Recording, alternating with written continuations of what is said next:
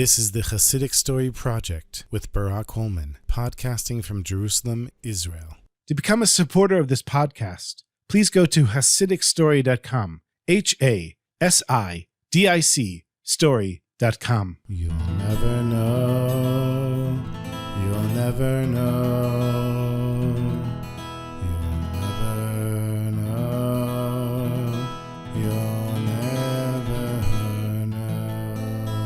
This is a story that was told by Rabbi Binyamin Klein, who was one of the Lubavitcher Rebbe's personal secretaries. There was a well-known Jewish professor. In the story, his name is not mentioned, but it said that he was from Europe.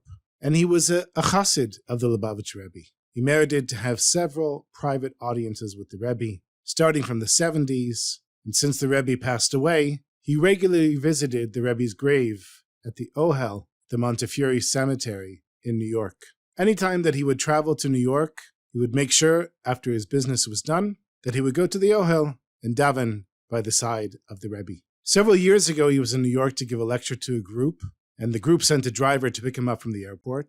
After he completed his lecture circuit, he told the driver on the way back to the airport that he wanted to stop at the Ohel for just 10 minutes to daven by the burial place of the Lubavitcher Rebbe. The driver was very interested and started asking questions. As it turned out, the driver was Jewish, and he admitted to the professor that he'd never done anything Jewish in his life, but he was sure that he and his wife were Jews because he knew their parents were Jews. And so, since the professor and the driver were going to the Ohel, the driver asked the professor if he could please arrange a ticket for the driver to enter because he wanted to go as well. And the professor said, look, it's open 24 hours a day and it's free for everyone. So the driver said, well, if that's the case, then I'm coming with you. And so they parked the car next to the Ohel, and the professor gave him a kippah. Together, they went into the cemetery and then to the Rebbe's grave. As soon as they were standing there next to the Rebbe's grave, the taxi driver closes his eyes for a second and then bursts out in uncontrollable crying. His whole body was shaking. He put his hands over his face and he cried like a baby. The professor was standing there, really beside himself. He didn't know what to think. He tried to ignore all the crying and daven, which was the whole purpose that he was there for. And when he was finished, he tapped the taxi driver on the shoulder, and the two of them went back to the taxi together. The driver found some tissue, he blew his nose, he wiped his eyes, and then when he got into the car, the professor said to him, tell me, what was that all about? What happened there at the Ohel? Why were you crying like that? And the driver, he could barely get out the words, my dog. The professor was beside himself. He wasn't sure that he understood what the driver had said. And the driver said it again, our dog, Freddy, he's having an operation. And then his eyes turned red, and he started to cry again. When he calmed down, the professor said to him, your what? Your dog? A dog? That's why you're crying? Are you joking? And the professor didn't want the driver to see that he was about to burst out laughing.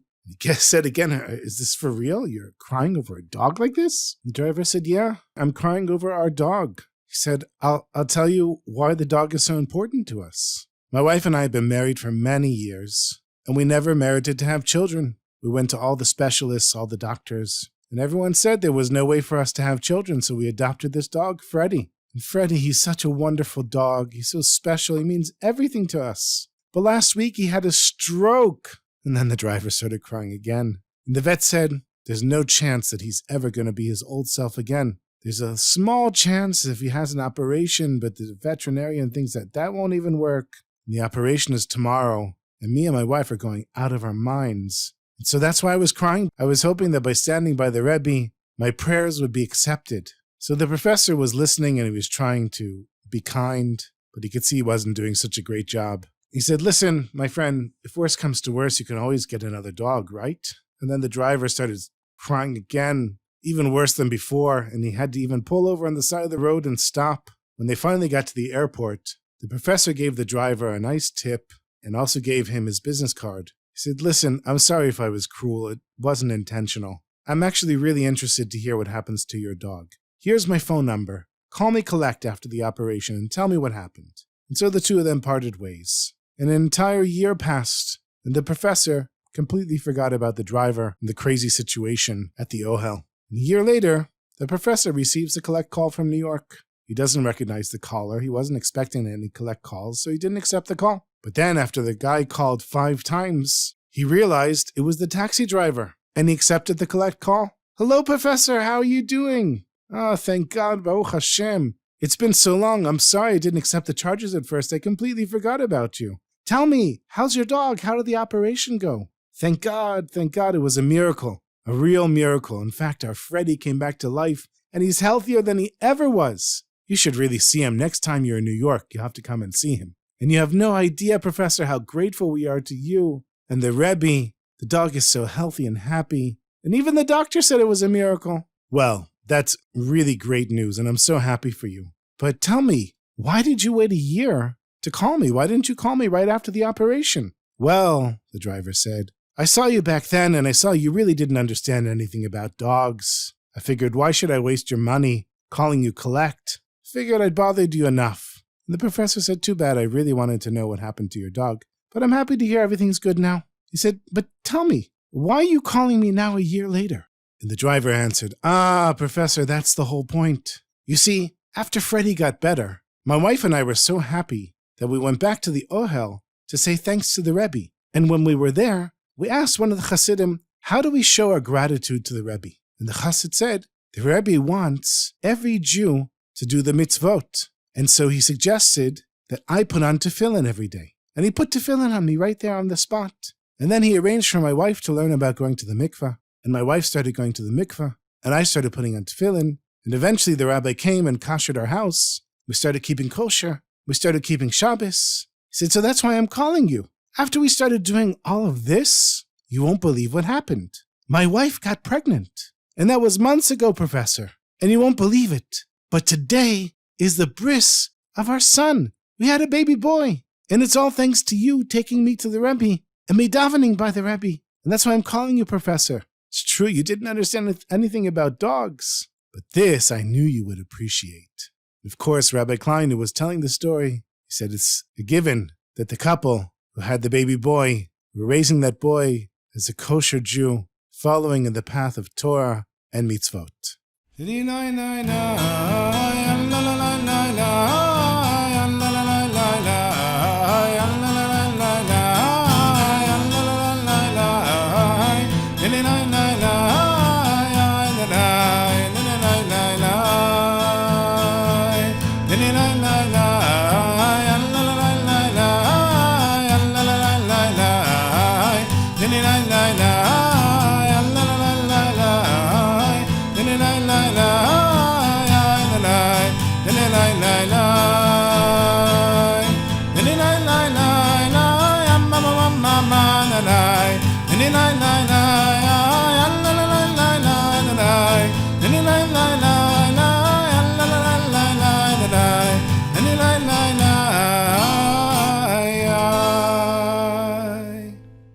If you don't know yet, my sweetest friends, I have another amazing podcast called Jewish People and Ideas, where I have conversations with some of the most high-profile and influential Jewish thinkers and writers. I recently uploaded a new episode with Rabbi Eric Yoffe, the former head of the Reform movement in North America. It's a fascinating conversation, and here's a little snippet from the conversation.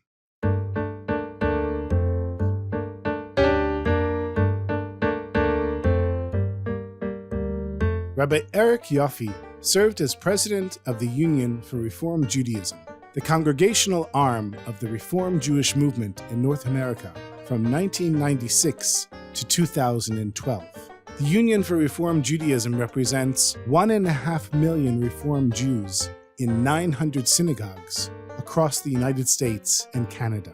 Rabbi Yoffe received his rabbinical ordination from Hebrew Union College in 1974. In 1983, he was named the executive director of the Association of Reform Zionists of America. In 1992, he became the vice president of the Union for Reform Judaism, and in 1996, the president of the Union for Reform Judaism until his retirement in 2012. This was a remote interview with Eric sitting in New Jersey and me in Jerusalem. We spoke about what does Judaism expect of a Reform Jew, conversions in the state of Israel, the Kotel, Chabad, American Jewish and Israeli relations, the Palestinians, and much more. I'm a product of the Reform movement, even though I don't look like a Reformed Jew anymore. I guess I shouldn't say that. What does a Reformed Jew look like? But that's not the question. I'm not what my mother expected me to look like. My mother is a very deeply committed Reformed Jew. One of the things that she said is, I have 10 talitot, and I have all of these granddaughters, and I can't leave them to any of them. So that just shows you the family that I came from and the dilemma that my poor mother has. Okay. I'm a product of the Reform movement, really for the good. I grew up a religious Reform Jew, Right. which when I tell people in Israel that I grew up religious, but I grew up Reform, they're confused. It's like a paradox. Right. We didn't know anything about halacha. It wasn't a concept in our lives. Yeah. And when I told this to Natan Sharansky in our interview, he said, so what happened? I told him I went off the derech. Even though people call it Orthodox Judaism, I call it halachic Judaism or Shulchan Aruch Judaism. Okay.